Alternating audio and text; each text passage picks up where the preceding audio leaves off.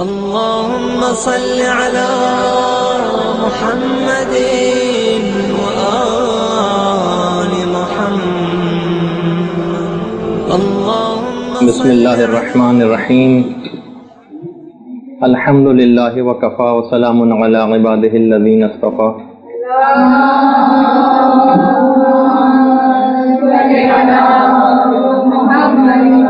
بند کر دیں تو بہتر.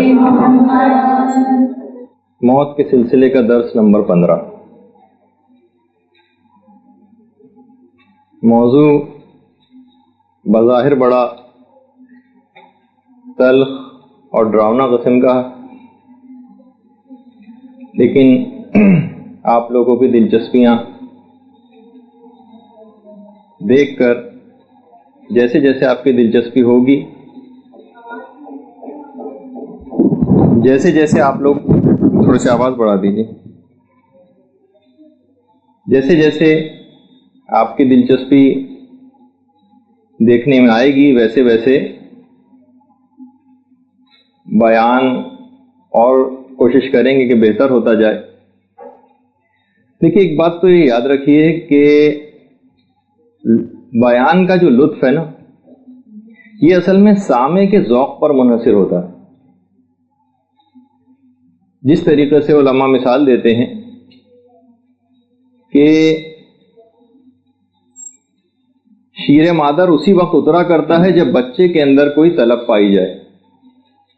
سامع اگر طالب معرفت ہو تو مردہ آواز کہنے والے میں بھی ایک جان پڑ جاتی ہے، اور سامع سننے والا اگر اس کی فکر بلند ہو تو متکلم بھی، بولنے والا بھی سطح عمومی سے بلند ہو جاتا ہے. اور اگر سامنے بے ذوق افراد ہو تو نہ صرف یہ کہ زبان معرفت بند ہو جاتی ہے، اور بلکہ سکوت اور خاموشی کے جو پردے ہیں اس میں اسرار پنہا ہو جاتے ہیں، باتیں واضح نہیں ہوتی. اور بتکلف اگر پھر بھی کچھ کہا جائے تو ایسا ہی ہوتا ہے جیسے بھینس کے آگے بین بجانا. جبھی جو مثال دی جاتی ہے کہ اندھوں کے سامنے اظہار حسن بے معنی، اور نابینا شوہر کے لیے کوئی بیوی سنگار نہیں کرتی. یہ بہرحال ایک جملہ ہے.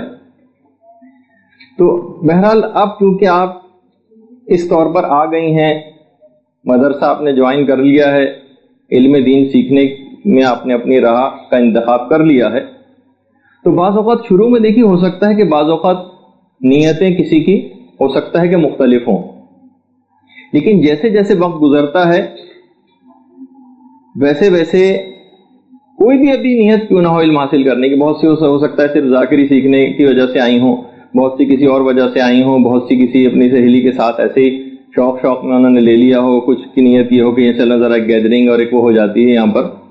لیکن بہرحال جس راہ پر اب آپ نے قدم رکھ دیا ہے، بعض اوقات اس کے اس طرح کے بھی نتیجے نکل سکتے ہیں جیسے اس آرابی نے کنویں کے اندر ڈول ڈالا تھا اور جب نکالا تو اس کے اندر یوسف بیٹھے ہوئے تھے. موسیٰ بظاہر محاورے میں آگ لینے گئے تھے لیکن پیغمبری ان کو مل گئی. بظاہر حضرت آدم کی لغزش سامنے آئی تھی لیکن یہی ان کی لغزش نزول علی الارض کا سبب بن گئی، اور اس کے بعد جو انہوں نے توبہ کی تو پھر ان کی ذریت سے لاکھوں انبیاء، اولیاء، ائمہ اور صالح لوگ پیدا ہوئے. اور بچے کو بھی اگر آپ دیکھیں کہ شروع میں بچہ مدرسے اور مکتب جانے میں بہت زیادہ گھبراتا ہے، جس طریقے سے آپ لوگوں کی اکثریت اسائنمنٹ لکھنے سے گھبراتی ہے. لیکن پھر ہوتا کیا ہے، آہستہ آہستہ وہی بچہ جب اس سختیوں کے پیریڈ سے گزر جاتا ہے پھر وہی امام خمینی اور ملا صدرہ اور ابو علی سینا اور آیت اللہ سیستانی وہ بن کے نکلتا ہے. تو بہرحال یہ ایک آپ کے سامنے کہ آپ لوگ اتنی دلچسپی لے رہی ہیں تو اس وجہ سے ہم اس سلسلے کو آگے بھی بڑھا رہے ہیں، اور جیسے جیسے دلچسپی لیں گی ویسے ہی ہم اس کی تفصیل بھی بیان کرتے جائیں گے. تو بات ہو رہی تھی ہماری موت سے متعلق. دیکھیے، سب سے پہلی بات تو یہ ہے کہ جو ہم ایک تمہیدی گفتگو موت کے سلسلے میں کرتے بھی ہیں کہ حضرت اسرائیل علیہ السلام کا ایک قول نقل کیا جاتا ہے کہ روزانہ میں 5 مرتبہ تمام لوگوں کے گھروں میں ضرور جاتا ہوں، بلکہ روزانہ نمازوں کے اوقات میں یہ حضرت اسرائیل آتے ہیں اور لوگوں سے مصافحہ بھی کرتے ہیں. حضرت اسرائیل فرماتے ہیں کہ میں ہر چھوٹے بڑے شخص سے واقف ہوں. خود پیغمبر اسلام ختم مرتبت صلی اللہ علیہ وآلہ وسلم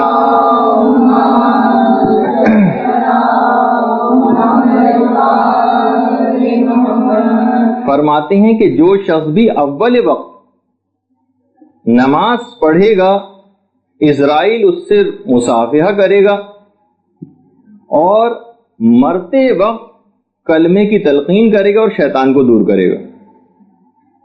کیونکہ شیطان کو ہم جیسے اس سے پہلے حالت اعتذار کے اعمال میں بیان کر چکے ہیں کہ شیطان اس موقع پر ضرور آتا ہے، اور جو واقعی اللہ کے صالح بندے ہوتے ہیں وہ اس بات سے بہت گھبراتے بھی ہیں.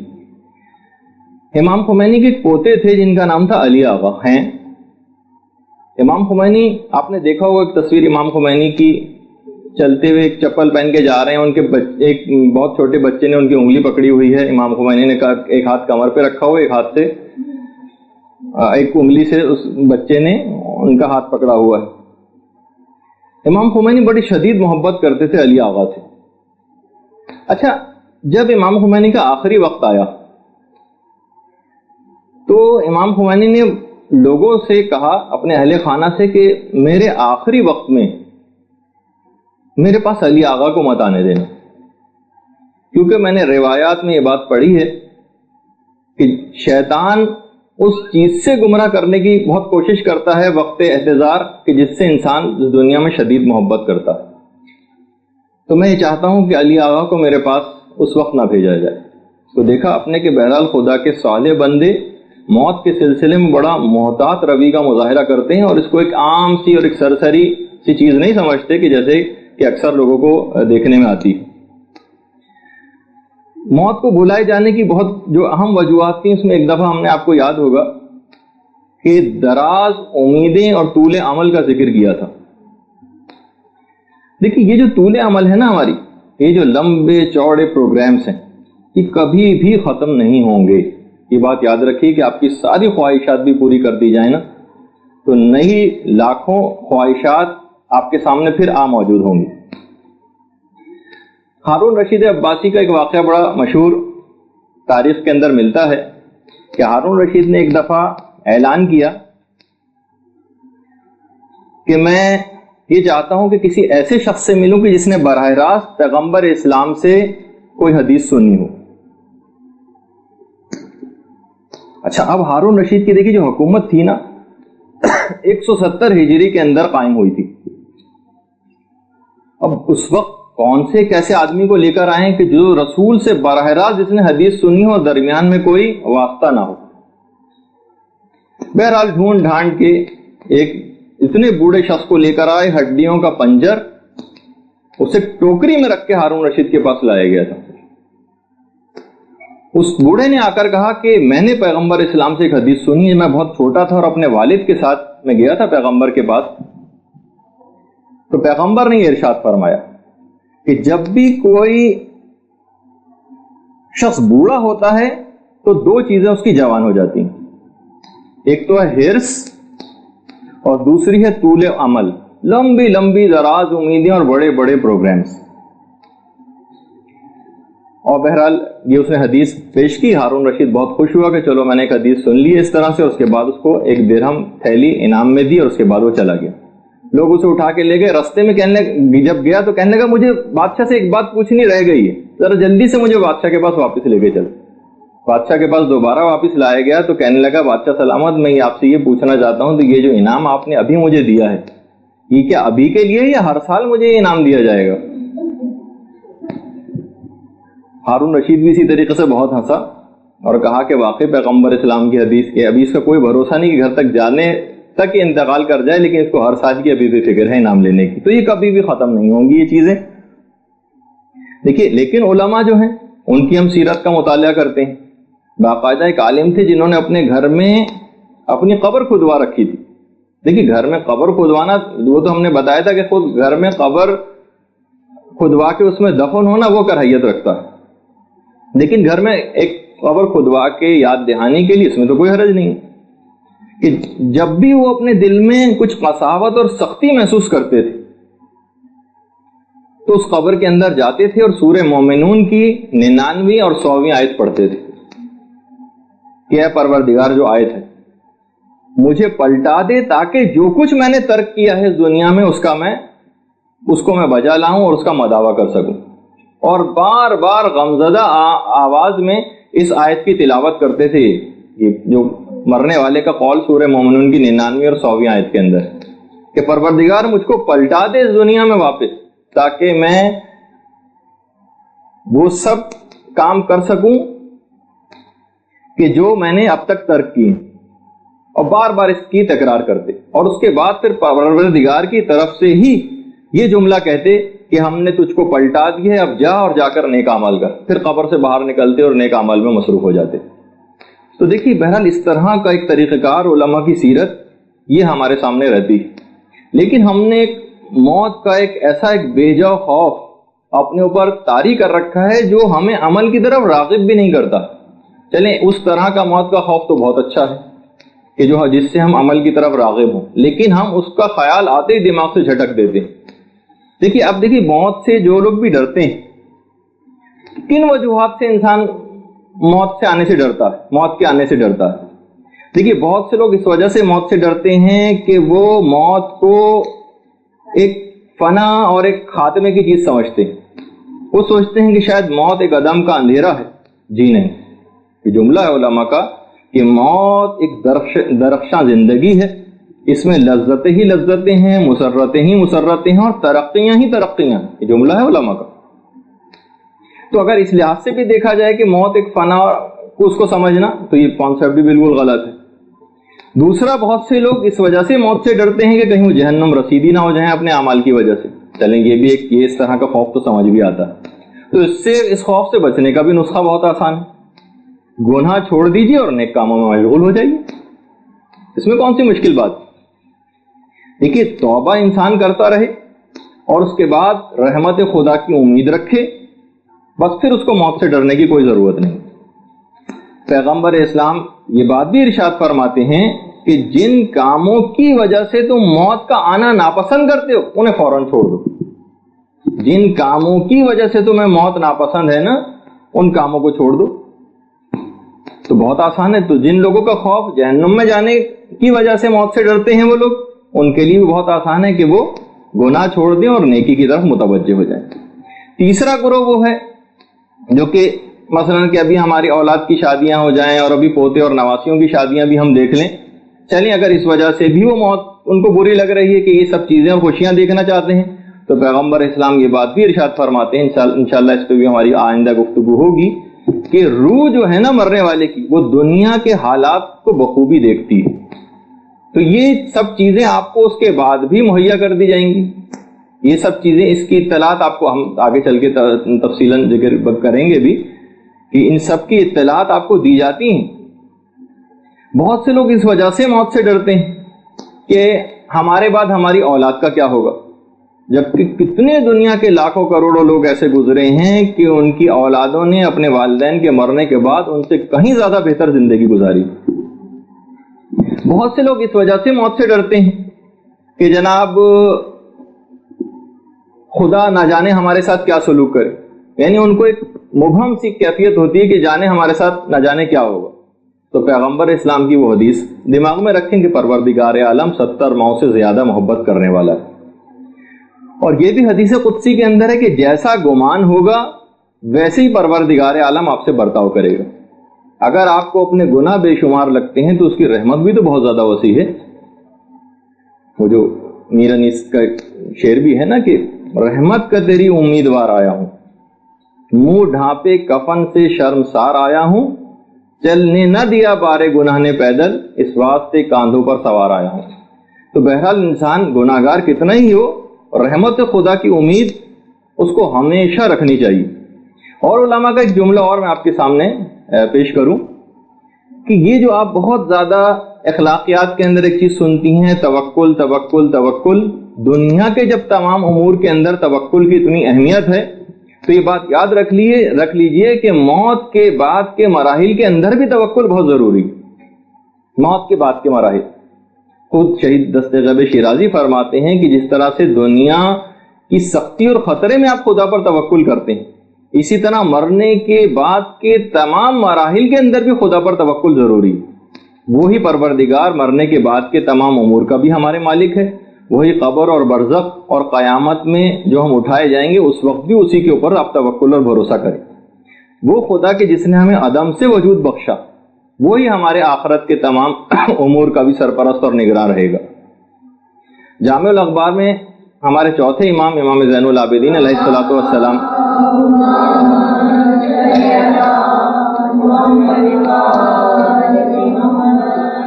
کسی نے آ کے پوچھا کہ ابن رسول اللہ، امام سے ایک چیز آ کے پوچھی گئی کہ مولا کیف اصبحت یا ابن رسول اللہ، آپ نے کس حال میں صبح کی؟ تو امام نے جملہ ارشاد فرمایا کہ میں نے اس حال میں صبح کی ہے کہ خدا مجھ سے فرائض اور واجبات طلب کر رہا ہے، خدا کا نبی اپنی سنت کی پیروی طلب کر رہا ہے، میرے اہل و عیال نان و نفقہ اور کھانا طلب کر رہے ہیں، میرا نفس خواہشات کا طلبگار ہے، اور رقیب و عتید دو فرشتے یہ مجھ سے عمل صالح طلب کر رہے ہیں، اور ملک الموت میری روح کو طلب کر رہا ہے، اور میری قبر میرے جسم کو طلب کر رہی ہے۔ تو انسان کس حد تک دیکھے کہ کتنے اس کے طلبگار موجود ہیں، تو کیا اس کے لیے یہ بات سزاوار نہیں ہے کہ وہ اپنی دنیاوی زندگی کو بہترین انداز میں گزارے؟ کچھ ہی عرصہ تو رہ گیا، اس میں خدا جس طریقے سے چاہتا ہے اس طرح اپنی زندگی کو بسر کرے۔ اچھا، اس کے اندر ایک بات اور، چند ایک ہم سوالات کے جوابات بھی اس میں دیتے جا رہے ہیں۔ اکثر لوگ اس طرح کے سوالات کافی پوچھتے ہیں کہ ہم خواب میں جو مردوں کو دیکھتے ہیں، اچھا اس سے لوگ بہت ڈرتے ہیں۔ باقاعدہ حلیت المتقین میں علامہ مجلسی نے چھٹے امام امام جعفر صادق علیہ السلام کی روایت لکھی۔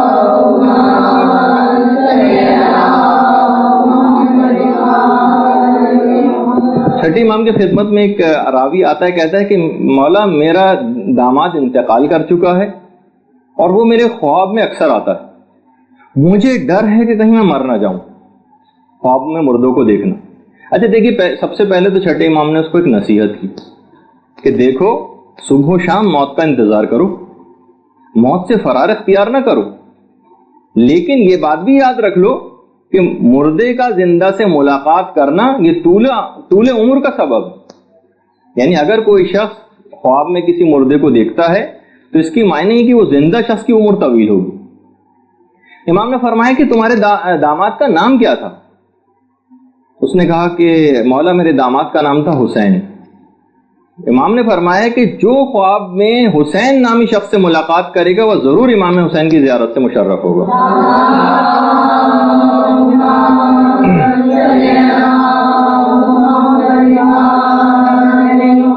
اور فرمایا کہ تجھے ضرور زیارت امام حسین نصیب ہوگی۔ اچھا دیکھیے، بعض اوقات خواب ہمیں بڑے برے قسم کے لگتے ہیں، خاص طور پر جو موت وغیرہ کے سلسلے کے ہوتے ہیں، لیکن ہمیں یہ پتہ نہیں ہوتا کہ اس کی تعبیر کتنی اچھی ہونے والی۔ چھٹے امام سے یہ والی بھی روایت ہے کہ ام ایمن کے پڑوسیوں نے آ کے پیغمبر اسلام سے کہا کہ پیغمبر اسلام ساری رات ام ایمن روتی رہی، ہم سب پریشان ہیں کہ پوری رات ہو گئی ام ایمن کو روتے ہوئے۔ پیغمبر اسلام نے ام ایمن کو بلایا، کہا کہ یا رسول اللہ میں نے ایک بہت ہی ڈراؤنا خواب دیکھا۔ پیغمبر نے کہا نہیں، اپنا خواب تو بتاؤ۔ کہا کہ اللہ اور اس کے رسول بہتر جانتے ہیں، میں کیا بتاؤں، میری ہمت نہیں پڑ رہی کہ میں اپنے خواب کو بیان کروں۔ پیغمبر نے کہا نہیں، بعض اوقات چیزیں ایسی نہیں ہوتی کہ جیسے تم سمجھ رہے ہو، تم مجھے بتاؤ کہ تم نے کیا خواب دیکھا۔ ام ایمن نے کہا کہ میں نے خواب میں یہ دیکھا کہ آپ کے جسم کا ایک ٹکڑا میرے گھر میں ہے۔ فرمایا اے ام ایمن، خدا تمہاری آنکھوں کو سونا نصیب کرے۔ ساری رات جاگتی رہی تھی نا ام ایمن۔ فاطمہ کے ہاں حسین پیدا ہونے والے ہیں اور تم حسین کی پرورش کرو گی، انہیں تم دودھ پلاؤ گی، اس طرح میرے جسم کا ایک عضو تمہارے گھر میں ہوگا۔ اچھا اس کے بعد پھر معاملہ آگے بڑھا، مولا امام حسین کی پیدائش ہو گئی تو ام ایمن امام حسین کو گود میں لیے ہوئے پیغمبر اسلام کے پاس تشریف لائیں۔ تو پیغمبر اسلام نے فرمایا کہ یہ بچہ بہت ہی اچھا ہے اور اس کو اٹھا کر لانے والی بھی بہت اچھی ہے، اے ام ایمن دیکھ لو یہ ہے تمہارے خواب کی تعبیر. درود بھیج دیجیے محمد.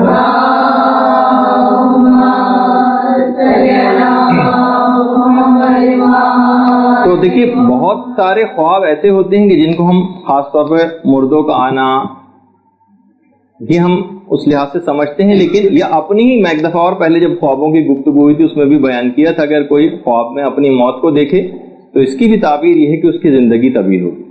اچھا، اس تمہید کے بعد اب ہم اپنی گفتگو سے پھر متصل ہوتے ہیں کہ جس میں ہم سوال منکر و نکیر کا ذکر کر رہے تھے. سوال منکر و نکیر جس وقت ہو جائے، یعنی ادھر سوال منکر و نکیر ختم ہوا اور کوئی شخص جواب نہ دے سکے سوال منکر و نکیر کا، جو عام طور پر کافر نہیں دے سکیں گے، منافق نہیں دے سکیں گے، ائمہ کو ماننے والے نہ دے سکیں گے، تو مولا کائنات یہ جملہ ارشاد فرماتے ہیں کہ ایک آہنی گرز منکر و نکیر اس مرنے والے کے ماریں گے. یہ ادھر سوال و جواب ختم ہوئے اور وہ جواب نہ دے سکا، ایک آہنی گرز مارا جائے گا اور اس کی چیخ و پکار کی آواز تمام حیوانات سنیں گے سوائے جن و انس کے، اور وہ اس آواز سے وہ حیوان رنج و وحشت بھی محسوس کرتے ہیں. پھر اس کے بعد صاحب قبر سے یہ بات کہی جاتی ہے کہ تم اسی بری حالت میں سو جاؤ، اور اسی حالت میں وہ فشار بھی محسوس کر رہا ہوتا ہے. فشار کے جو محسوسات کافروں کے، منافقوں کے اور اہل بیت کے دشمنوں کے، ان کو نام ماننے والوں کے جو روایات میں بیان ہوئے ہیں وہ کچھ اس انداز کے ہیں کہ اس طرح سے فشار ہوتا ہے ان کو جس طریقے سے آہنی نیزے اور تلواروں سے وار کیا جا رہا ہو، اور ان کا مغز ان کے گوشت سے باہر آ جاتا ہے، ان کے تمام ناخن اکھڑ جاتے ہیں اور سانپ، بچھو اور حشرات الارض ان کے جسم اور روح کے اوپر چمٹ جاتے ہیں، اور صبح قیامت تک وہ اپنی اس ڈیوٹی کو انجام دیں گے.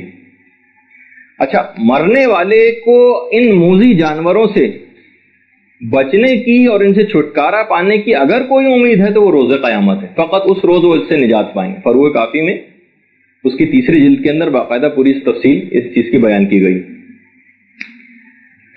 خود امام رضا ہمارے 8ویں امام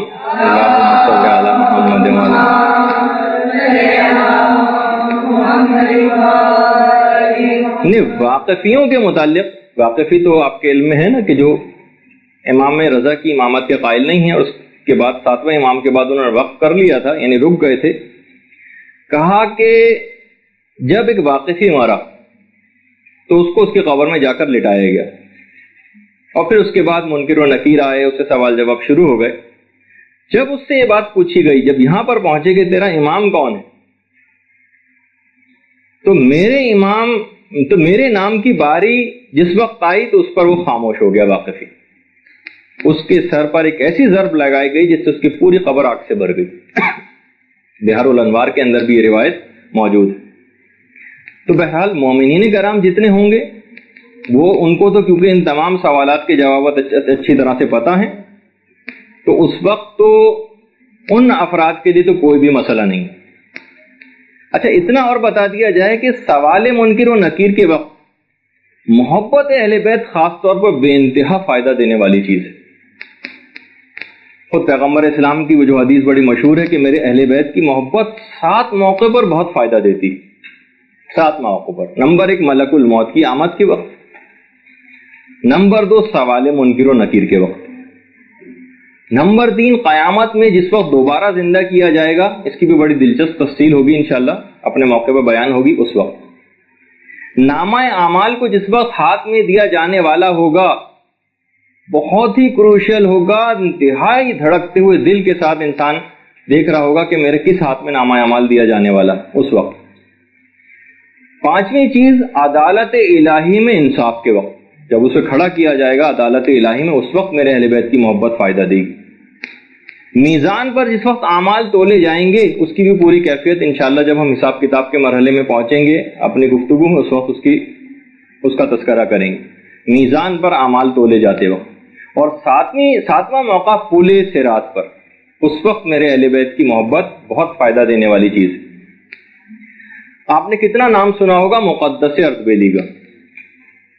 کربلا اکثر زیارت کے لیے جاتے تھے اور بالکل ایک انتہائی عام قسم کا لباس پہنتے تھے کہ اکثر جب کبھی کربلا زیارت کے لیے گئے بھی تھے تو بہت سے لوگ تو ان سے اپنے کپڑے تک دھلوا لیتے تھے کہ ہم زائرین ہیں ذرا ہمارے کپڑے دھو دینا، اور وہ کپڑے دھو دیتے تھے.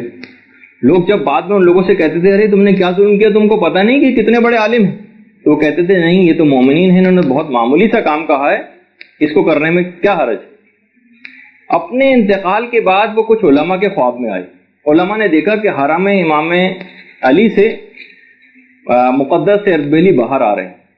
علماء نے پوچھا کہ آپ یہ بتائیے کہ کون سا عمل آپ کو سب سے زیادہ کام آیا.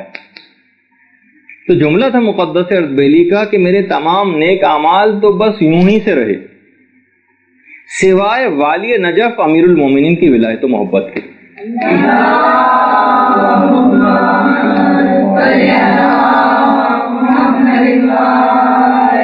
منتخب التواریخ کے اندر بھی یہ واقعہ موجود ہے، اور خاص طور پر شہید دستغیب شیرازی نے اپنے ایک دوست کا بھی واقعہ نقل کیا. شہید دستغیب شیرازی کے دوست نے ان کو یہ واقعہ سنایا. شہید دستغیب کو کہتے ہیں کہ میری ایک پھوپھی تھی، تقوی و پرہیزگاری کے اندر ایک مثالی خاتون تھی.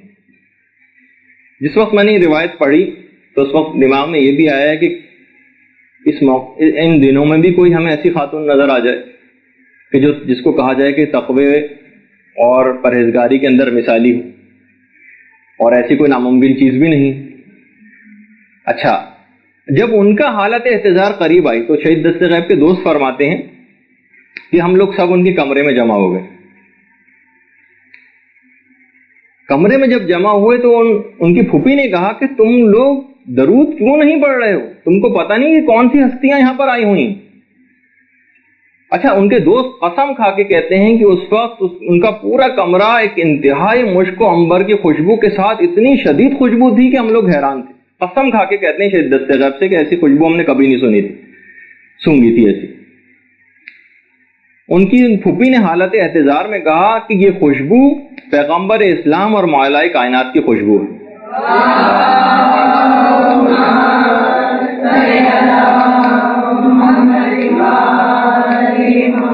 اس کے بعد اپنے ان بیٹے عالم سے کہا کہ تم دعائے عہد پڑھو.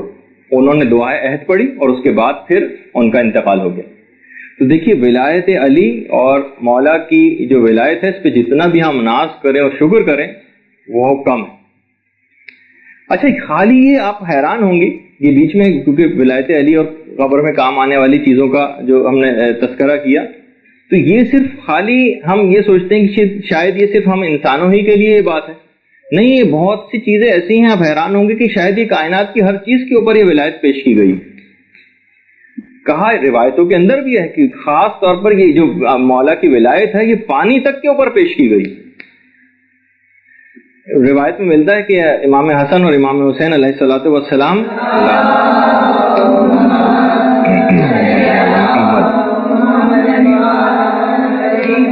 ایک دفعہ ایک دریا میں کپڑے پہنے غسل کر رہے تھے. راوی تھا ابو سعید نام کا. کہنے لگا مولا آپ لوگ اپنے تمام کپڑے خراب کر رہے ہیں. یعنی ظاہر ہے کہ مولا امام تھے، وہ عام آدمیوں کے طریقے سے لباس اتار کر تو دریا میں نہیں نہا سکتے تھے. امام نے جملہ ارشاد فرمایا کہ ہمارے نزدیک کپڑے کا خراب ہونا دین کے فاسد ہونے سے زیادہ بہتر ہے. تم یہاں پر کیا کرنے آئے ہو؟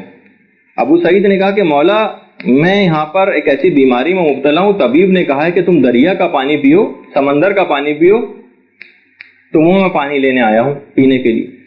امام نے فرمایا کہ جس چیز پر خدا نے لعنت کی ہو وہ کبھی شفا کا ذریعہ نہیں بن سکتی.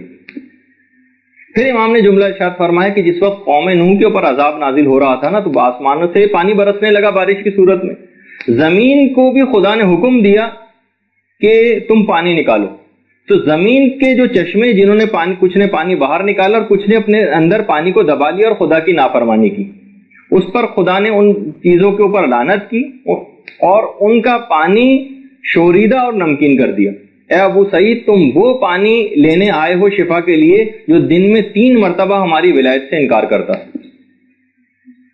سنو، خدا نے ہماری ولایت پانی کے اوپر بھی پیش کی ہے، پس جس پانی نے ہماری ولایت کا اقرار کر لیا وہ پانی شیریں اور خوش ذائقہ ہو گیا، اور جس نے انکار کیا وہ کھارا اور نمکین ہو گیا.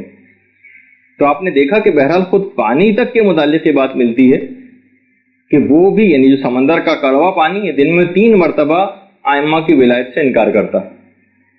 اور پیغمبر نے ایک جملہ یہ بھی ارشاد فرمایا تھا کہ علی کی محبت فقط مومنین کے دل میں ہی جگہ پاتی ہے, لہذا وہی محبت کرے گا علی سے جو مومن ہوگا, اور وہی علی سے بغض رکھے گا جو منافق ہوگا. البتہ حسن و حسین کی جو محبت ہے یہ مومن, کافر, منافق سب کے دل میں یکساں جگہ پاتی ہے, جب بھی تم کبھی ان لوگوں کی مذمت کرنے والا کسی کو نہ پاؤ گے. اب واقعی آپ دیکھیں گے ہندو بہت سارے ایسے شاعر ہیں کہ جنہوں نے امام حسین کے لیے کیسے کیسے اشعار کہیں, یعنی مولا کے لیے تو ایسی شاعری اور اس طرح کی محبت نہیں, وہ تو صرف مومنین کے دل میں جگہ پاتی, لیکن امام حسن و حسین کی محبت کو تمام دنیا کی لوگوں کے اوپر تقسیم کر دیا گیا ہے, تو وہ کافر منافق تک کے اندر دل کے اندر جگہ پاتی.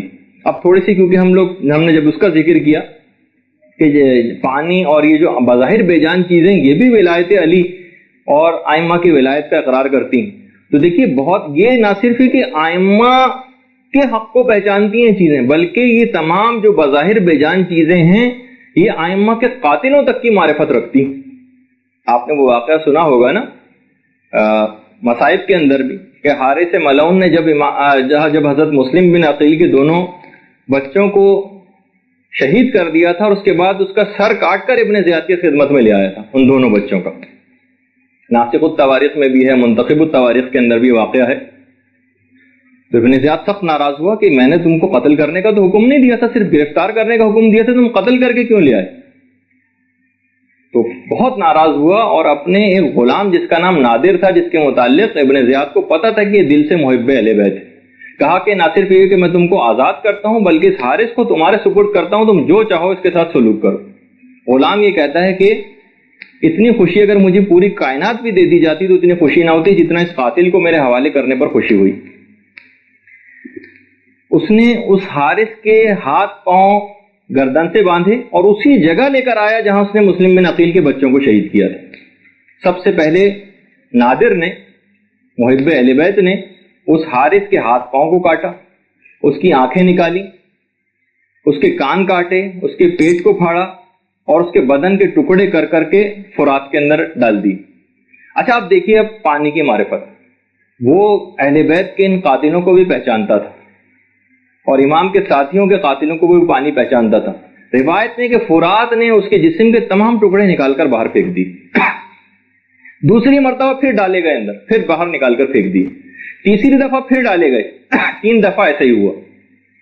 جب بار بار فرات کے پانی نے نکال کر پھینکا تو ایک کنواں کھودا گیا, کنویں کے اندر اس کے جسم کے وہ ٹکڑے ڈالے گئے, اس کے اندر لکڑی پتھر اور سارا کچرا ڈال کے اس کنویں کو بند کیا گیا, لیکن اس کنویں کی زمین نے بھی اس کو قبول نہیں کیا اور اس کی لاش کو اٹھا کر باہر پھینک دیا گیا. 3 دفعہ ایسا ہی ہوا, یہاں تک کہ پھر دوبارہ لوگوں نے تنگ آ کر حارث کی لاش کو جلا کر اس کی راگ ہوا میں بکھیر دی. تو یہ چیزیں جو بظاہر بے جان ہیں یہ بھی ایسی جان رکھتی ہیں, نہ صرف بلکہ ائمہ کے تمام حقوق کو بھی پہچانتی ہیں بلکہ ان کے قاتلوں تک کی معرفت رکھتی ہیں. اچھا اس کے بعد جبکہ آپ وہ دیکھتی ہیں جو واقعات کے اندر بھی آپ سنتی ہیں اور بالکل صحیح روایات بھی ہیں کہ مسلم کے ان شہزادوں کو جب پانی کے اندر ڈالا گیا تھا اس کے بعد دوبارہ ان کے سر, ایک روایت میں ہے کہ اس کے اندر ڈالے گئے تھے تو باقاعدہ ان کے سر ان کے دھڑ سے جا کر مل گئے تھے, جیسے کہ آپ اس کے اندر سنتی بھی ہیں, ان کے بدن کے ساتھ ملحق ہو گئے تھے اور دونوں بھائیوں نے اپنے ایک دوسرے کے گلے میں باہیں ڈالنی تھی اور پانی میں بہتے ہوئے چلے گئے تھے. اچھا انہی مسلم بن عقیل کے جو دونوں بچے جو شہید ہوئے تھے, مسلم کا ایک بیٹا اور بھی تھا جس کا نام عبداللہ تھا, جو کربلا میں عمر ابن طبیع سیداوی کے تیر سے مارا گیا تھا, وہ میدان کربلا میں شہید ہوا تھا. اس طرح مسلم کا پورا خاندان امام کے اوپر شہید ہو گیا تھا. ظالموں نے دیکھی کہ کیا ایسا ان کے ساتھ سلوک کیا. اچھا اب ان ظالموں کے حوالے سے میں ایک بات اور کر دوں کہ دیکھیے ان ظالموں کو نہ تو دنیا ملی اور نہ آخرت, خسرت دنیا والآخرہ, ذالک هو الخسران المبین. یعنی ایک ایسی آپ دیکھ لیں نا جیسے عمر سعد ہے, شمر ہے, خولی ہے, سنان ابن انس ہے اور دیگر اشقے, یہ فقط لعنت کا ایک توق ڈال کر اس دنیا سے گئے. دیکھیے جب ہم موت کا ذکر کر رہے ہیں تو ان اہل بیت کے جو دشمن تھے اور قاتل تھے ان کی بھی موت تو آپ کو پتہ چلے. دیکھیے کچھ تو وہیں میدان کربلا میں واصل جہنم ہو گئے. خود روایت میں ملتا ہے کہ 1950 تو امام حسین کی تلوار سے قتل ہوئے تھے. حضرت علی اکبر نے 200 کو واصل جہنم کیا تھا اور موت کے گھاٹ اتارا تھا. حضرت قاسم نے 35 کو کیا تھا. حضرت حبیب ابن مظاہر نے 62 کو قتل کیا تھا. اچھا، اور کچھ دیگر اصحاب امام نے بھی قتل کیے تھے. اچھا، کچھ تو حضرت کی بد دعا سے بھی واصل جہنم ہو گئے تھے، کچھ بیماریوں میں ہلاک ہو گئے تھے، کچھ پر بجلی گری اور وہ اس سے ہلاک ہوئے. خاص طور پہ وہ کہ جو دربار یزید پر امام حسین کے سر پر معمور تھے، ان کے اوپر بجلی گری تھی اور وہ ہلاک ہوئے تھے. کچھ پانی کے اندر غرق ہو گئے تھے سمندر میں، کچھ پاگل ہو گئے تھے واقعہ کربلا کے بعد، کچھ نے چھت سے اپنے آپ کو گرا کر خودکشی کر لی تھی، کچھ نے کنووں کے اندر چھلانگیں لگا کر خودکشی کی، کچھ کے چہرے سیاہ ہو گئے اور کچھ بعد میں مختار کے ہاتھوں واصل جہنم ہو. اس طریقے سے پوری دنیا اور آخرت کی تمام لعنتوں کے طوق اپنے گردن کے اندر ڈال کر گئے. خیر، تو اب یہ بیچ میں محبت اہل بیت کا ذکر آ گیا، تو اس کے لحاظ سے ان کے قاتلوں کی موت کا بھی ہم نے کچھ تذکرہ کیا. اب ہم تھوڑی سی گفتگو کو آگے بڑھاتے ہیں.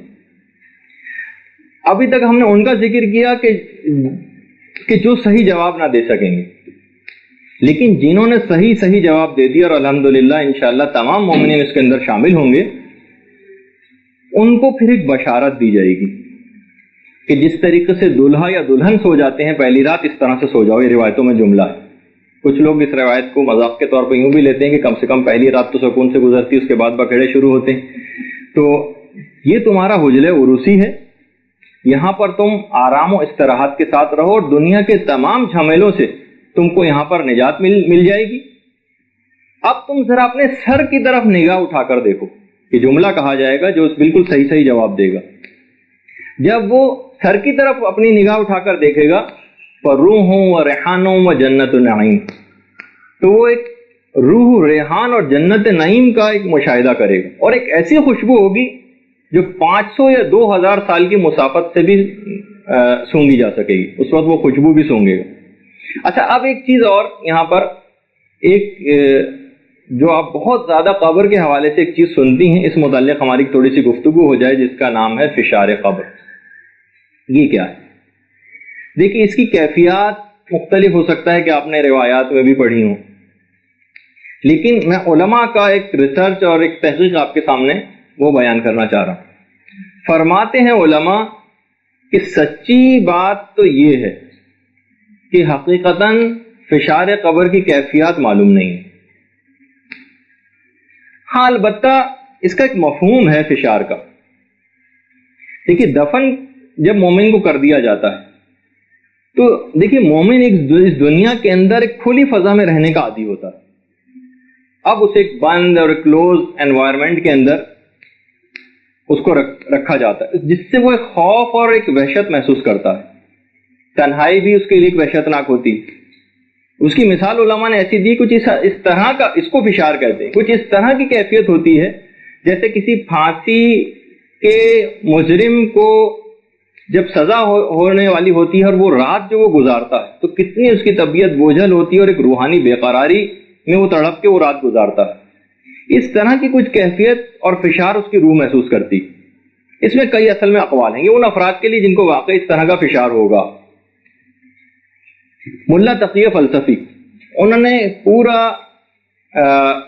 تمام علماء کے اقوال فشار کے سلسلے میں نقل کیے ہیں اور اس کے بعد ان کا ایک نتیجہ بھی نکالا. فرماتے ہیں کہ فشار کے یہ معنی نہیں ہے کہ جس طریقے سے ہم عام طور پر پڑھتے ہیں کہ قبر کی دیواریں اس طریقے سے آپس میں ملیں گی کہ ایک طرف کی پسلیاں دوسری پسلی کے اندر گھس جائیں گی اور میت کے جسم کو بالکل پیس کر رکھ دے گی. نہیں، بلکہ یہ جو فشار ہے یہ نامرئی اور غیر محسوس ہوگا، اور یہ اس کے جسم اور روح برزخی کے اوپر واقع ہوگا اور اس کو یہ پریشان کر دے گا. کچھ اس کو فشار قبر کہا جاتا ہے. یہ جو کیفیت ہوگی، اس میں اس کی روح ایک الم اور ایک رنج محسوس کرے گی. انہوں نے کہا کہ ایسا نہیں کہ باقاعدہ فزیکلی قبر کی دیواریں آپس کے اندر مل رہی ہیں، ایسا نہیں ہے، بلکہ یہ کیفیت اس کی روح پر واقع ہوگی اور وہ جس کے اندر ایک الم اور ایک رنج محسوس کرے گی. معاد از نظر روح و جسم، اس میں ملا تقی فلسفی نے تمام اقوال نقل کر کے اور ایک رائے دی. دوسرا قول علامہ مجلسی کا بھی. علامہ مجلسی فرماتے ہیں کہ یہ سوال قبر اور یہ جو فشار ہوگا یہ جسم پر اصلی صورت میں واقع ہوگا. بہرحال ان تمام اقوال کو چھوڑتے ہوئے نتیجہ یہ ہے کہ فشار ہونا تو مسلم ہے، البتہ اس کی کیفیات میں اختلاف ہے. ہر مومن کے فشار میں فرق ہوگا، ان کی شدت و ضعف میں فرق ہونا بھی یقینی ہے، اور اس میں کمی و زیادتی بھی یقینی ہے. ظالموں پر فشار اتنا سخت ہوگا، روایتوں میں جملہ ہے کہ ان کا مغز پگھل کر باہر آ جائے گا اور ان کے ناخن اتر جائیں گے. لیالی الاخبار کے اندر پوری اس کی تفصیل. اچھا، کچھ لوگوں کے دماغ میں فشار کے سلسلے میں ہمیشہ ایک سوال آتا ہے کہ بہت سارے لوگ ایسے ہوتے ہیں جو جل کے راکھ ہو جاتے ہیں، کچھ لوگ پانی میں ڈوب جاتے ہیں جو دفن ہی نہیں ہوتے، ان کے اوپر فشار کس طرح سے ہوگا؟ یہی سوال ہمارے چھٹے امام جعفر صادق علیہ السلام سے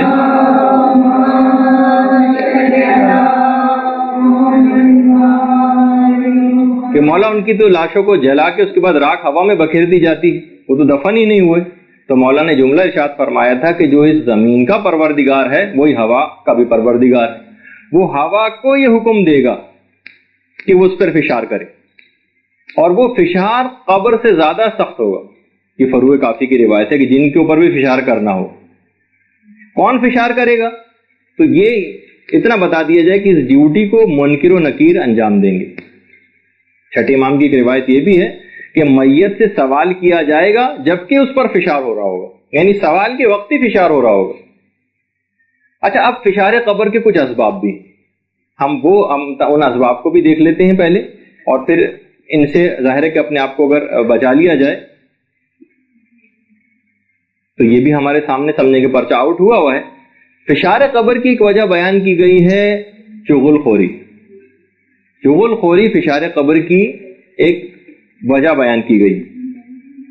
نمبر 2، اب میں اس کی تفصیل میں نہیں جا رہا فی الحال، اس پہ آپ اخلاقی بہت سارے درس سنتی بھی رہتی ہیں، لیکن آپ یہ دیکھ لیں گے فشار قبر کی وجوہات میں سے ایک ہے. دوسری چیز ہے جو بہت ساری روایت میں آئی ہے، اہل سنت کی روایت میں بھی اور ہماری روایات میں بھی آئی ہے، وہ ہے پیشاب سے پرہیز نہ کرنا، یعنی نجاسات کے مسائل میں لاؤبالی پن کا مظاہرہ کرنا. یہ دوسری وجہ ہے فشار قبر. تیسری وجہ بیان کی گئی ہے گھر والوں سے بد اخلاقی سے پیش آنا. شوہر و بیوی کے خاص طور پر ابھی آگے چل کے ہم وہ مشہور سعد ابن معاذ کی جو فشار والی بات ہے اس کا بھی تھوڑا سا تذکرہ کریں گے. یہ تیسری وجہ ہے فشار قبر کی. چوتھی وجہ بیان کی گئی ہے نعمات الہی جو پروردگار نے نعمتیں دی ہیں اس کا صحیح تصرف نہ کرنا، ان نعمتوں کا صحیح استفادہ نہ کرنا. یہ بھی فشار قبر کا سبب، اور خاص طور پر شوہر و بیوی کا ایک دوسرے سے برا سلوک، یہ فشار قبر کا ایک خاص اسباب میں سے. اور دیگر روایات میں نماز کو بلا وضو یا غلط وضو سے انجام دینا. ثواب الاعمال میں شیخ صدوق نے اس بات کو لکھا ہے کہ یہ بھی فشار قبر کا ایک سبب ہے. اور اس کے بعد مظلوم کی مدد نہ کرنا، یہ بھی فشار قبر کا ایک سبب. تو سامنے ہماری چیزیں کہ ایسے کوئی گناہ نہیں ہے کہ لازماً ہم ان کو انجام ہی دیں اور اتنی بڑی بلا ایک اپنے سر کے اوپر لے لیں. تو بہرحال ان تمام چیزوں سے انسان اپنے آپ کو بچائے. اچھا، اب سوال یہ پیدا ہوتا ہے کہ کیا تمام مومنین کے اوپر فشار ہوگا؟ مومن پر فشار کی جب بات آئی تو ابو بصیر نے مولا سے پوچھا کہ مولا مومن پر فشار کہاں واقع ہوگا؟ اب دیکھیں امام کے بڑا عجیب جملہ تھا. امام نے فرمایا ہٹ جاؤ، ہرگز نہیں، مومن پر تو قبر میں فشار ہوگا ہی نہیں. وہ زمین جس پہ مومن مدفون ہوتا ہے وہ تو تمام دیگر زمینوں کے اوپر فخر و مباحت کرتی اور تا حد نگاہ اس کی قبر وسیع ہو جاتی. اچھا، جبکہ ہم کچھ اور روایات کے اندر دیکھتے ہیں اس کے اندر کہ ہر مومن کے اوپر فشار ہوگا. خاص طور پر پیغمبر اسلام کی وہ جو روایت ہے جس میں پیغمبر نے فرمایا کہ قبر کے دبانے سے کسی نے بھی نجات نہ پائی سوائے فاطمہ بنت اسد کے. مولا متقیان کی والدہ گرامی درود بھیج دیجیے محمد علی.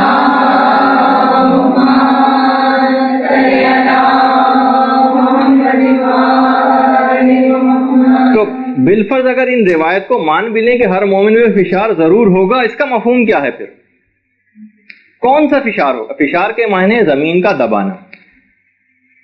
دیکھیے اس کی وجہ علماء نے یہ بیان کی کہ ہر مومن پر ٹھیک ہے فشار ہوگا، وجہ اس کی ہے کہ تمام لوگ اسی زمین سے پیدا ہوئے، زمین کی مٹی سے، ایک عرصہ دراز کی جدائی کے بعد اس زمین کے اندر گئے. تو جس طریقے سے ماں اپنے ایک مدتوں سے بچھڑے ہوئے بچے کو بھینچتی اور دباتی ہے، اسی طریقے سے زمین بھی دبائے گی.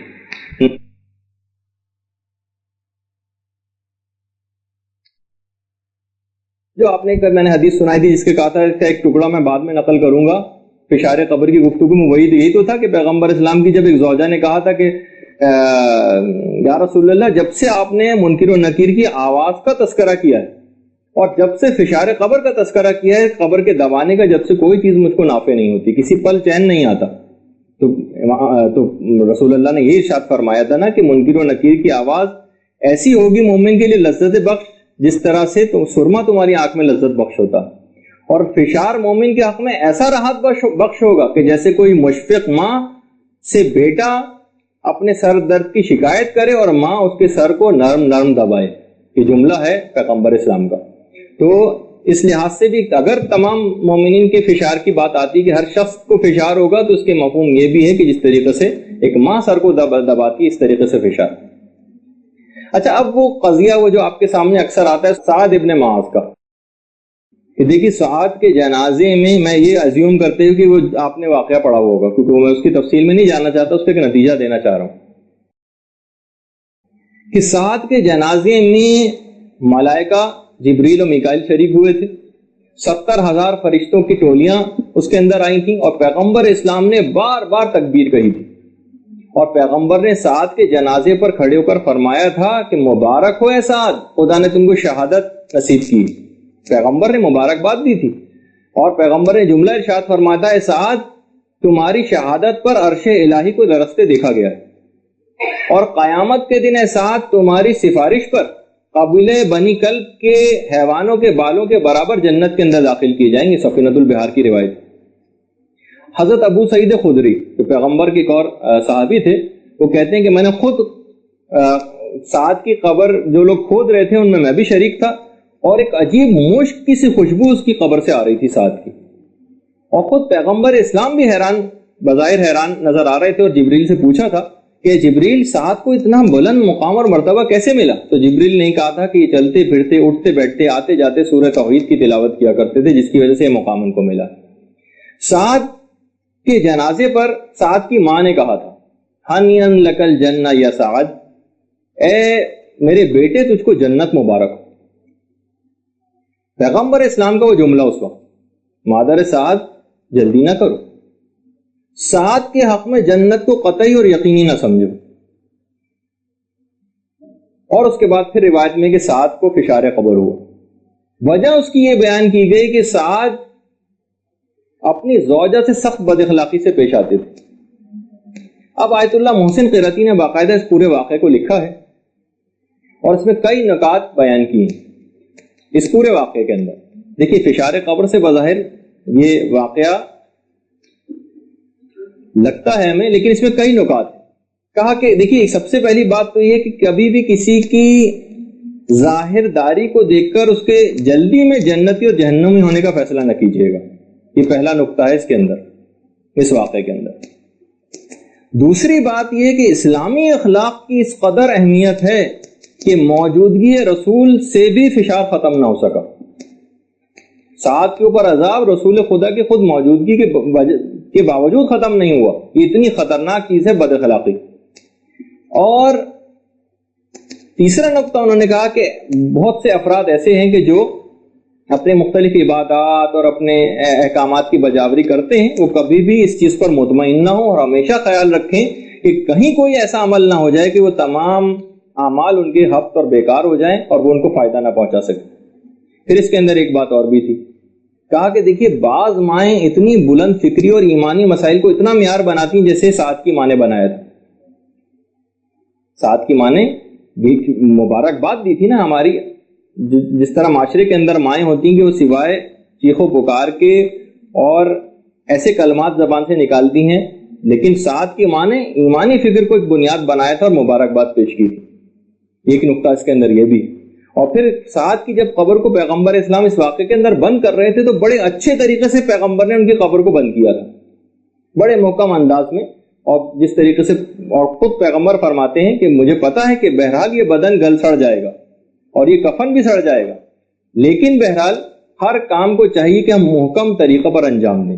دیکھیں اس واقعے کے اندر یہ جملہ پیغمبر کا ہے کہ پیغمبر نے بہت اچھے طریقے سے سعد کی قبر کو بند کیا تھا خود، اور یہ بھی کہا کہ بہرحال چاہے جسم گل سڑ کیوں نہ جائے، ہر کام کو محکم طور پر انجام دیں۔ تو ہم یہاں پہ میں جملہ بس یہاں پہ روک کے اور کہوں گا کہ اب جب مدرسے آپ آ گئی ہیں، مختلف چیزیں آپ کو ہم پلان دے رہے ہیں علم دین میں آپ کو آگے بڑھانے، جب آ ہی گئی ہیں تو اچھے اور محکم انداز میں علم دین کو حاصل کریں، نہ صرف یہ کہ جس میں آپ کچھ ایسی اپنی ذاتی مصروفیات کو لا کر اور بہت سی چیزوں کو پس پوش ڈالیں۔ تو تعلیم دین کو بھی کانکریٹ بنیادوں کے اوپر اس کو حاصل کریں۔ تو بہرحال اسی طریقے سے انسان ایک بڑا آدمی بنتا ہے، بڑا آدمی یوں کہ جب بھی ہم دیکھتے ہیں کہ عورتیں اس کے متعلق بڑی سینسیٹیو ہیں، جب بھی آج تک کوئی بڑی عورت ہم نے نام نہیں سنا۔ تو بہرحال اچھا، اب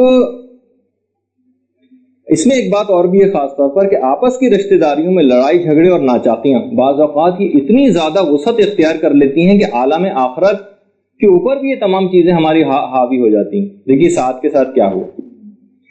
اچھا، بہرحال اگر پھر بھی کوئی یہ چیز یہ چاہے، کوئی شخص یہ چاہے کہ وہ فشار اس کے اوپر نہ ہو، ٹھیک ہے، ہم یہ جو قبر کا، آپ بہت سے لوگ یہ سوچیں گے کہ شاید یہ ہمیں ایک لالی پاپ دیا جا رہا ہے یا اس طرح کی کوئی بات کی نہیں، ایسا کچھ نہیں ہوگا، لیکن بالفرض اگر جو ابھی عذاب اپنے فشار کا سنا بھی تو بھی ایسے طریقے بتائے گئے، بس آپ ان کے اوپر عمل کیجیے، اور یہ والا چیز بھی بالکل ایگزیمٹ کرا لیجیے، جیسے سوال منکر و نکیر آپ نے ایگزیمٹ کروایا ہوا تھا، ہم نے جن چیزوں کا ذکر کیا تھا پچھلے اپنے درس میں۔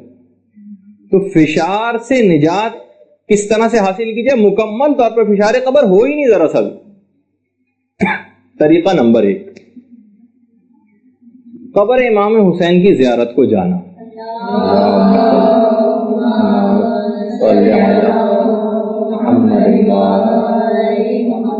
عذاب قبر اور فشار سے مکمل طور پر نجات مل جاتی ہے۔ پروردگار عالم ہم سب کو مولا کی قبر پہ جانا بار بار نصیب کرے۔ تو ایک تو یہ ہے کہ اتنی زیادہ اس چیز کی زیارت امام حسین کی اتنی زیادہ اہمیت ہے کہ حتی الامکان بہت سے لوگ ایسے ہیں کہ ایک دفعہ ایک سفر میں میرے ساتھ ایک بزرگ تھے سفر حج پہ، ان کا خود بتاتے ہیں کہ میں اس طریقے سے حج اور زیارتیں ہر سال انجام دیتا ہوں، زیارتیں خاص طور پر، کہ جب بھی کبھی سودا لینے نکلتا ہوں، مثلا 100 روپے کا سودا لینے جاتا ہوں، 100 روپے نکال کے زیارت والے ڈبہ ایک میں نے بنایا اس میں ڈال دیتا ہوں، جب بھی کوئی سودا لینے نکلا اتنے ہی پیسے میں نے اس میں بھی ڈال دی، پتہ بھی نہیں چلتا، اور آہستہ آہستہ اتنی رقم جمع ہو جاتی ہے کہ میں بڑے آرام سے زیارتوں کے اوپر چلا جاتا ہوں، الگ سے مجھے پیسوں کا ارینجمنٹ نہیں کرنا پڑتا۔ تو بہرحال اس طریقے سے لوگ باقاعدہ اگر اپنا مائنڈ بنائیں اور ذرا اس ثواب اور اس فائدے کو عظیم کو حاصل کرنا چاہیں تو باقاعدہ ان کو اس طرح کے اقدامات کرنے پڑیں گے۔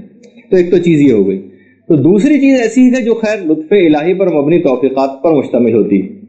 یہ پروردگار سے دعا ہے کہ یہ بھی ہم کو یہ توفیق نصیب فرما دے کہ جو روایت میں ہے چھٹے امام کی کہ اگر کوئی مومن جمعرات کے دن بعد ظہر انتقال کر جائے اور جمعے کے دن قبل از ظہر انتقال کر جائے، خدا اس کو فشار قبر سے مکمل طور پر محفوظ کر دے گا۔ یہ میں نے کہا بھی، جیسے جملہ میں نے کہا کہ یہ تو لطف الہی پر مبنی توفیقات سے ممکن ہے، ظاہر ہے کہ مرنا ہمارے اختیار میں نہیں ہے، لیکن ہم دعا تو کر سکتے ہیں نا، دعا کرنا تو ہمارے اختیار میں ہے۔ تو ہمیں یہ دعا کرنی چاہیے کہ یا تو ہمیں جمعرات کے دن ظہر کے بعد موت آئے یا جمعے کے دن ظہر سے پہلے پہلے آ جائے، سوال یہ فشار قبر بالکل ختم ہو جائے گا۔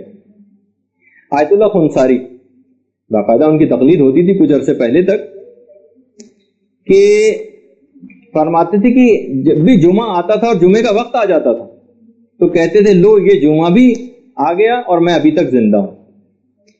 تو ایک سر دہا بھرتے تھے اور اس طرح کے جملے کہتے تھے، باقاعدہ علماء کی دعائیں ہیں اس سلسلے میں 30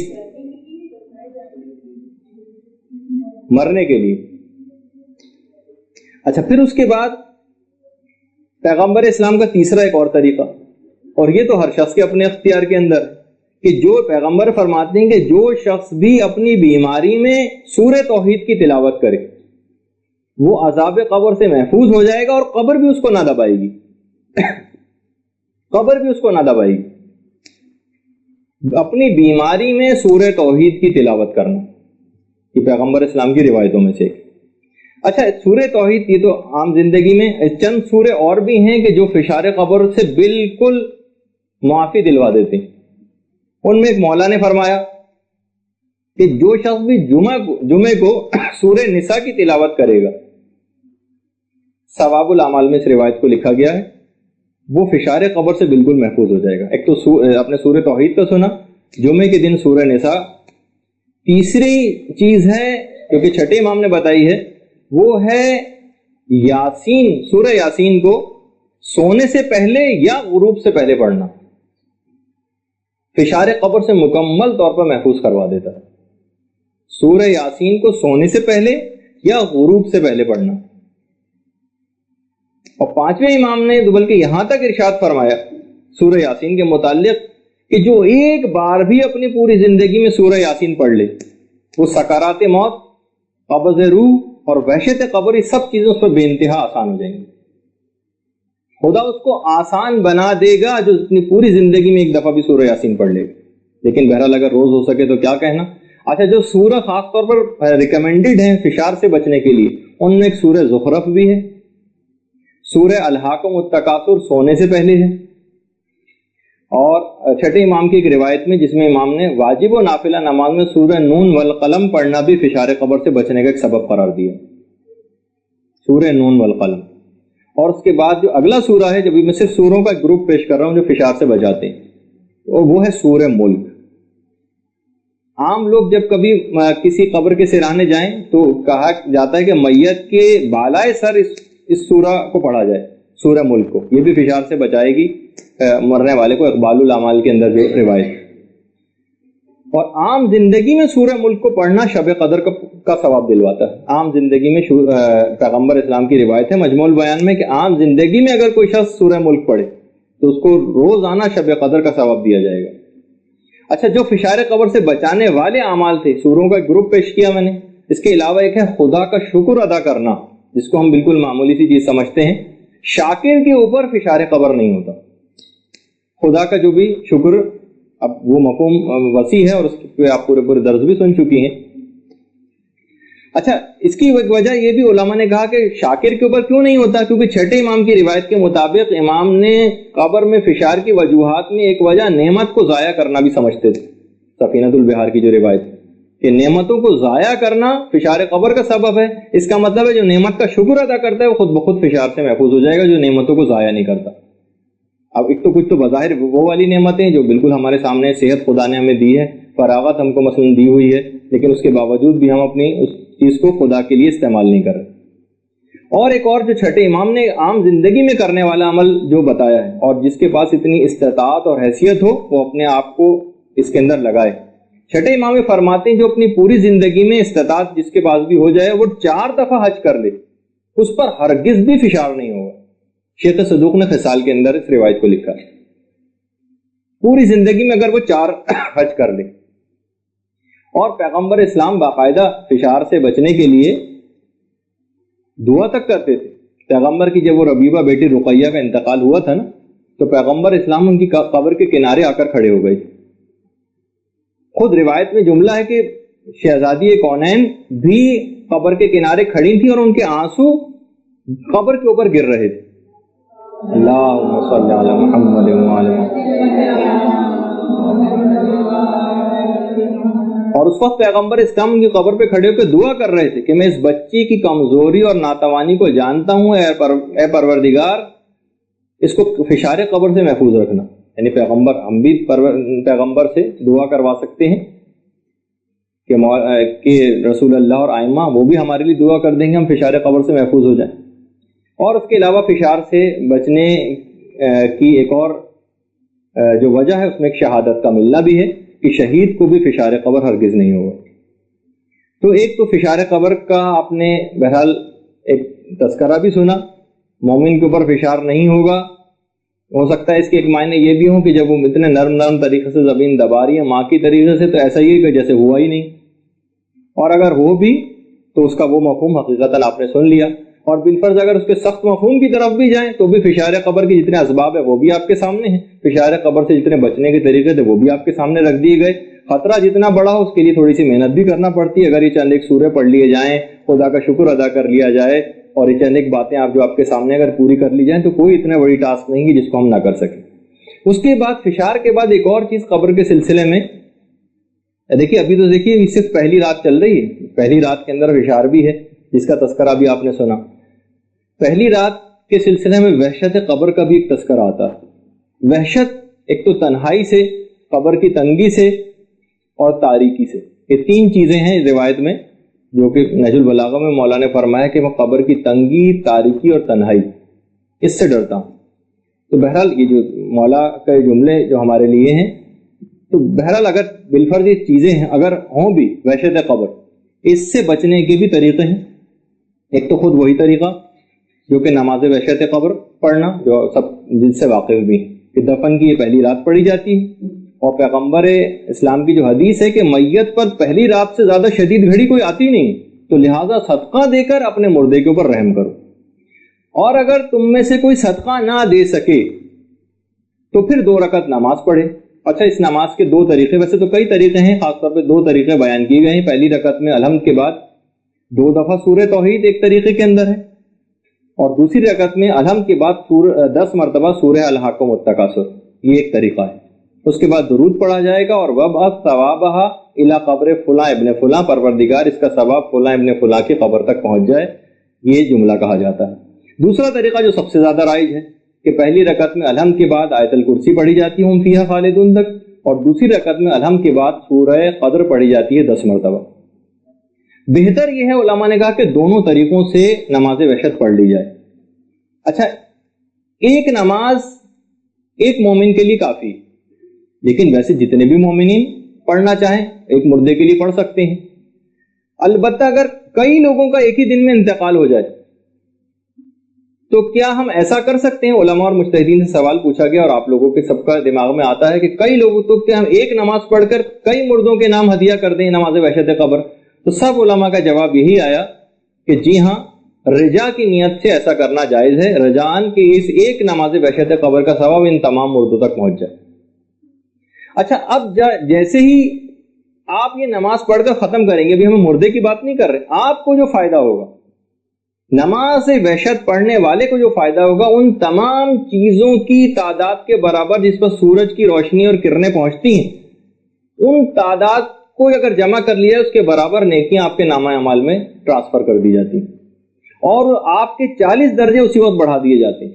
یہ تو نماز وحشت قبر کو پڑھنے والے کے لیے فائدہ ہے. اور میت کو جو فائدہ ملتا ہے تو اسی وقت 10,000 فرشتے خدا اس کی قبر کے اندر بھیج دیتا ہے، اور ہر فرشتے کے پاس ثواب اور لباس ہوتا ہے، اور قیامت تک اسی قبر بے انتہا وسیع کر دی جاتی. فلاح السائل میں رضی الدین ابن طاؤس نے پورا اس بات کو لکھا. اچھا، اس نماز کو کب پڑھا جائے؟ پوری رات میں کسی بھی وقت اس نماز کو پڑھا جا سکتا ہے. البتہ سب سے زیادہ بہتر یہ ہے کہ ابتدائی حصے میں اس نماز کو پڑھا جائے. پیغمبر اسلام جب ایک دفعہ گزر رہے تھے قبر سے تو لوگوں نے دیکھا ایک رات پہلے ہی اس کو دفن کیا گیا تھا مردے کو، تو لوگ قبر پہ کھڑے ہو کے رو رہے تھے اعزہ و اقربا. پیغمبر اسلام نے فرمایا اس صاحب قبر کے لیے 2 رکعت نماز خوف یہ تمام چیزوں سے اس کے لیے بہتر ہے.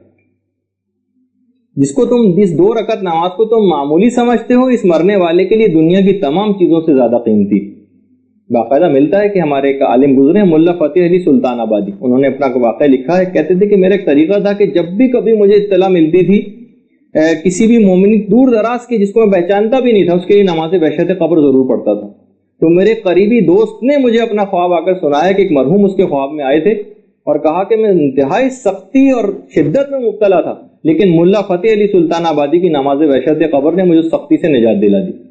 باقاعدہ. اچھا، اب یہاں پر ویسے تو آپ بہت سارے واقعات سنتی ہیں، لیکن میں چاہتا ہوں ایک بالکل فرسٹ ہینڈ واقعہ ہی آپ کے سامنے میں پیش کر دوں. اس قسم کی مجھے اچھا تو نہیں لگتا کہ کوئی بھی ایسی بات کہ جس کے اندر اور نہ اس کے اندر کوئی ظاہر ہے کہ ذاتی طور پر کسی میری کرامت کا کوئی تذکرہ. میں صرف ایک واقعے کے لحاظ سے کہ اس نماز کا اتنا ثواب اور فائدہ ملتا ہے کہ خود میرے ایک عزیز کا ایک انتقال ہوا تھا، بزرگ تھے کافی، تو ان کے انتقال کے بعد ظاہر ہے کہ ایک عزیز کا انتقال ہوا تو جب دوسرے لوگوں کے لیے نماز وحشت قبر پڑھی جاتی ہے تو اپنے کسی رشتہ دار کے لیے نماز وحشت قبر پڑھنا اور تاکید رکھتا ہے، تو ان کے لیے میں نے نماز وحشت قبر پڑھی. اگلی رات کو میں نے اگرچہ مجھے خواب اتنے آتے نہیں، اور آتے بھی ہیں تو میں عام طور پر بھول جاتا ہوں، لیکن یہ خواب ابھی تک میرے دماغ پہ نقش ہے، صرف اس وجہ سے کہ عام طور پہ آپ بہت سارے واقعات سنتی ہیں، پھر آپ سوچتی ہیں کہ بس ٹھیک ہے اس قسم کے واقعات، لیکن یہ بالکل براہ راست میں ہی آپ کو سنا رہا ہوں جس نے دیکھا ہے، اور اس صرف اس نماز کا ثواب اور فائدہ بتانے کے لیے کہ وہ مرحوم میرے خواب میں آئے اور انتہا سے زیادہ خوش تھے، بار بار وہ مجھے گلے لگا رہے تھے، پیشانی کو چوم رہے تھے کہ تمہاری نماز وحشت قبر نے مجھ پر سے تمام عذابوں کو برطرف کر دیا. باقاعدہ یعنی میں اس وجہ سے میں آپ کو یہ سنایا کہ یہ جو نماز خود ہے یہ اتنی زیادہ پاورفل چیز ہے، کوئی بھی شخص اس کو پڑھے یہ اس طرح سے مردے کو فائدہ پہنچانے والی چیز ہے.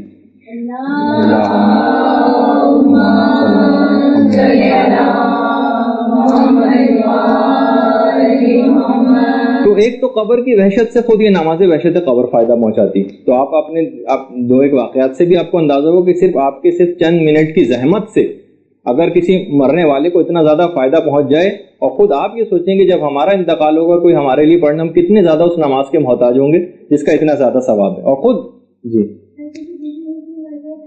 جی ہاں کسی بھی جگہ پوری دنیا میں، بلکہ آپ روزانہ کوئی نہ کوئی تو مومن مرتا ہوگا، ویسے بھی اگر آپ جتنے مومنین روزانہ انتقال کر رہے ہیں ان سب کے لیے ایک نماز وحشت بھی رجا کی نیت سے سب کے لیے پڑھ دی جائے تو سب کو ثواب دلوائے گی، اور آپ کو بھی وہی ثواب ملے گا روزانہ پڑھنے کا کہ سورج جتنی جب چمکتا ہے تو کائنات کی جتنی چیزوں پر بھی اس کی روشنی پہنچتی ہے، اس کی تعداد کے برابر آپ کے نامہ اعمال میں نیکی آ جائے گی. جی دوبارہ رجا کی نیت سے دوبارہ بھی پڑھ سکتے ہیں، البتہ خیر یہ پہلی رات سے مخصوص ہے.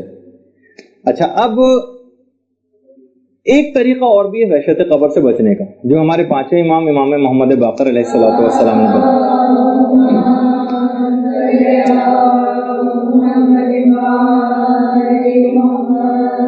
کہ امام فرماتے ہیں کہ جو شخص بھی نماز کے رکوع کو مکمل طور پر انجام دے اس کو وحشت قبر ہوگی ہی نہیں.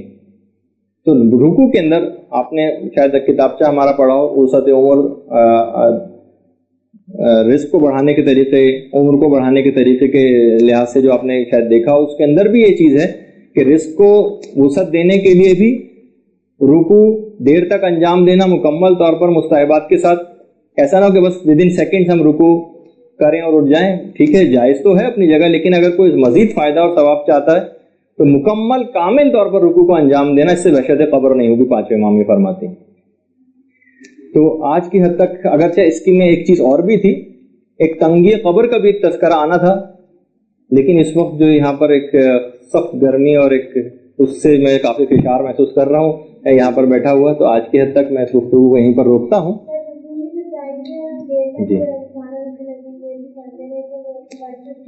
جی ہاں، آپ جتنا چاہیں آپ رکوع کے اندر ذکر رکوع جتنا بھی چاہیں، 5 دفعہ 10 دفعہ 50 دفعہ 100 دفعہ ذکر رکوع آپ کر سکتے ہیں.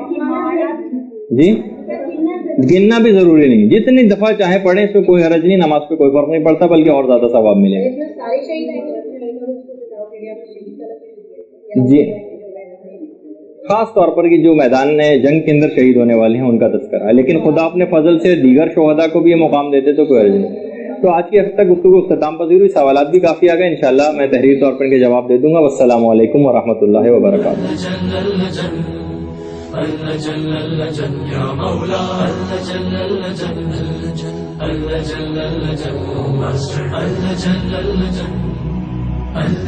يا صاحب السماء